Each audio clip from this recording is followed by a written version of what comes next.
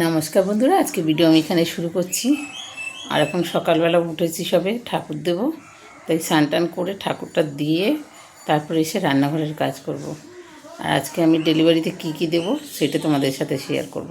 চলো, বাজারটাও সেরে আসতে হবে। এই যে সকালের পুজো হয়ে গেছে, সবাইকেই পুজো দিয়ে গেলাম। আবার দুপুরবেলা এসে একবার পুজো দেবো, সব কাজ হয়ে গেলে তখন স্নান টান করে আর একবার পুজো দিয়ে দিই। আর আমাদের কালু হচ্ছে 6টার দিয়ে ডাক দেয়, ও রাস্তায় যাকে দেখবে তাকে ডাকবে। এই যে আমরা যে আগের ঘরে ছিলাম সেই ঘরটায় ও থাকে, আর ওই জানলা দিয়ে দেখবে আর চিল্লাবে, সবাইকে দেখবে ছিল। আর এখন গিয়ে দরজা খুলে ওকে বার করতে হবে, তারপর শান্তি। তো তাড়া আছে, এবার তাড়াতাড়ি করে কাজ সারতে হবে। হ্যাঁ, আর যে ফটো তুলতে এলাম উনি চিল্লানো বন্ধ হয়ে গেল।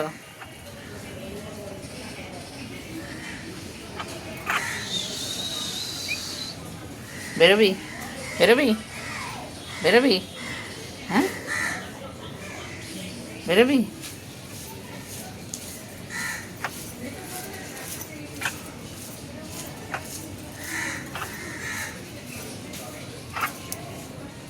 তো দেখো, এটা কাঁচকলার কোপ্তা ভাজা হচ্ছে।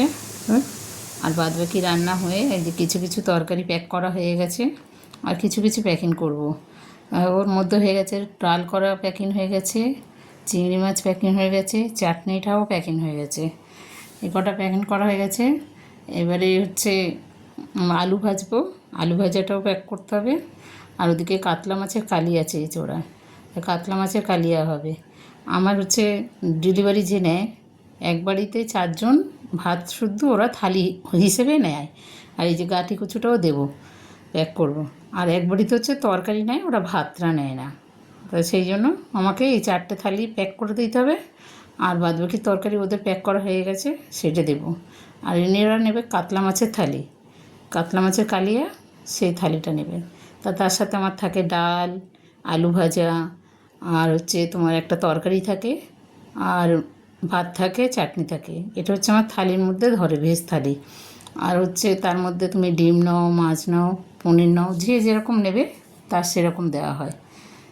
তা ওই বাড়িতে ওরা কাঁচকলার কোপ্তা আর এটার অর্ডার দিয়েছে চিংড়ি মাছ।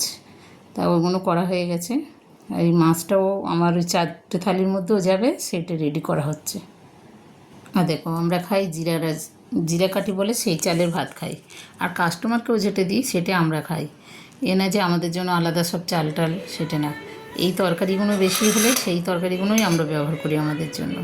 সবজি, ডাল, মাছ ভাজা সবই খাই আমরা, আর এগুলোই কাস্টমারদের দিই। কোনো কিছু আমরা আলাদা রান্না করি না। হ্যাঁ, ওর বাবা এগুলো খায় না, কাতলা মাছ, তার জন্য আলাদা এই যে ভোলা মাছের ঝাল।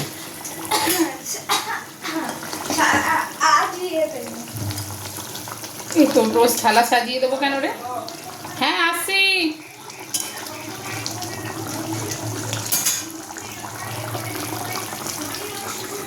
আর দেখো, এই কাঁচকলার খোলা ছিল, ওখান থেকে অল্প নিয়ে আমি হচ্ছে টালা করেছি। এটাও ভাল লাগে, খুব সুন্দর লাগে ঝাল ঝাল করে একটু করলে। ভালো হয়েছে।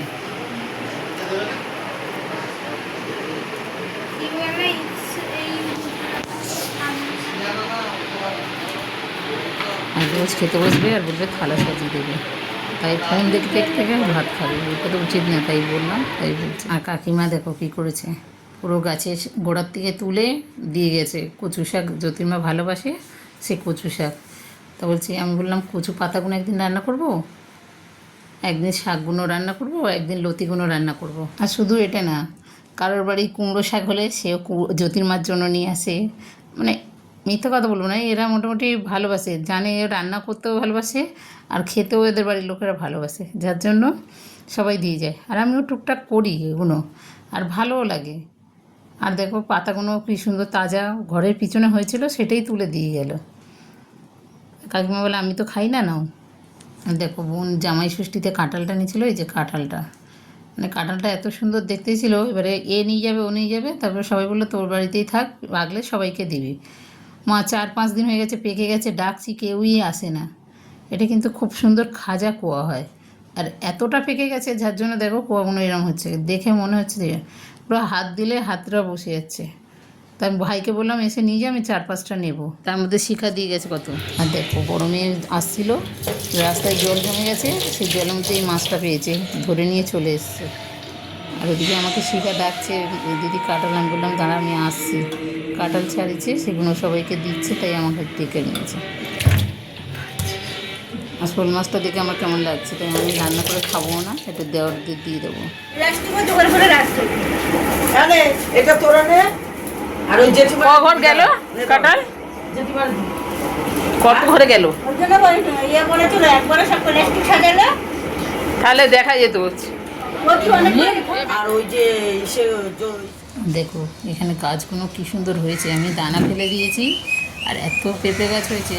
আর এই পান গাছটা আমি বসেছি, এখানে শুধু সবজির খোলাগুলো ফেলে এত সুন্দর গাছ হয়েছে।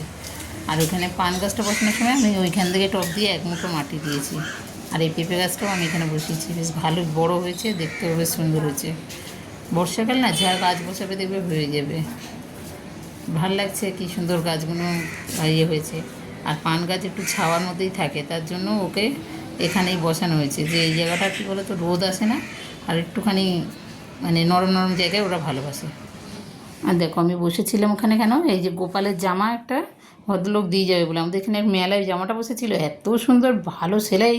তো ওনার ফোন নাম্বার নেওয়া হয়েছিল, উনি বলেছিলেন আমরা বাড়িতে বাড়িতে দিয়ে যাই, যদি আমার বলো। দেখো সেলাইগুলো আর জামাগুলোর কাপড়গুলো এত সুন্দর নরম, কি বলবো। তাই 4টে গোপাল, এই 3টে জামা নেওয়া হয়েছে, আর আমার বড় গোপালের জন্য সব অর্ডার দেওয়া হয়েছে। ভালো লাগছে, সেলাইগুলোও সেরকম সুন্দর, জামাগুলোও সুন্দর। এর আগে আমরা মেলার থেকে 2টো কিনেছিলাম, তাই কালারগুলোও এত সুন্দর।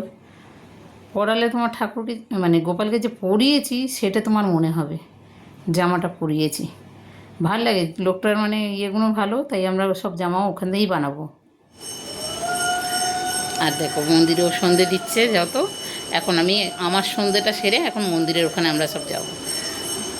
তো ভিডিও আমি এখানে শেষ করলাম, কেমন লাগবে কমেন্ট করো।